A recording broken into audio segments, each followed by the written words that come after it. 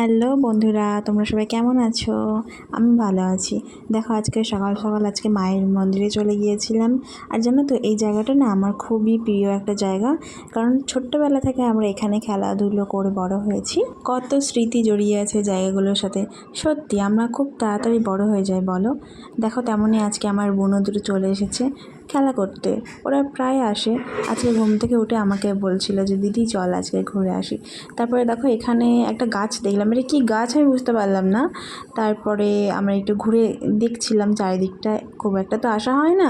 এবার আজকে সকালে যেহেতু এসেছি কেউ ছিল না, মন্দিরটা পুরো ফাঁকা ছিল। আমরা অনেক সকালেই গিয়েছিলাম। তারপরে ঘুরে দেখছিলাম আর ওরা তো ওদের মতো আনন্দ করছিল, আর আমি এদিকে একটু ছোট ছোট শর্ট নিচ্ছিলাম। তারপরে ভেতরে ঢুকে গেলাম প্রণাম করতে। আর আমার বোনকে বললাম যে বুনু ফোনটা একটু ধর, আর যেই বলে সেই কাজ।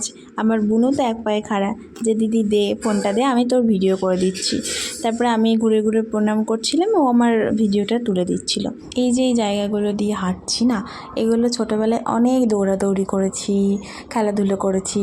রোজ বিকেল করে এক টাইমে আমরা আসতাম। আবার জানো তো আমরা যখন ছোট ছিলাম এই মন্দিরে রোজ নিয়ম করে সপ্তাহে দুবার, শনিবার আর মঙ্গলবারে রোজ ভোগ দেওয়া হতো। প্রণাম সেরে এবার বেরিয়ে পড়লাম। তো বন্ধুরা ভিডিওটা ভালো লাগলে লাইক, কমেন্ট অ্যান্ড সাবস্ক্রাইব করে দিও।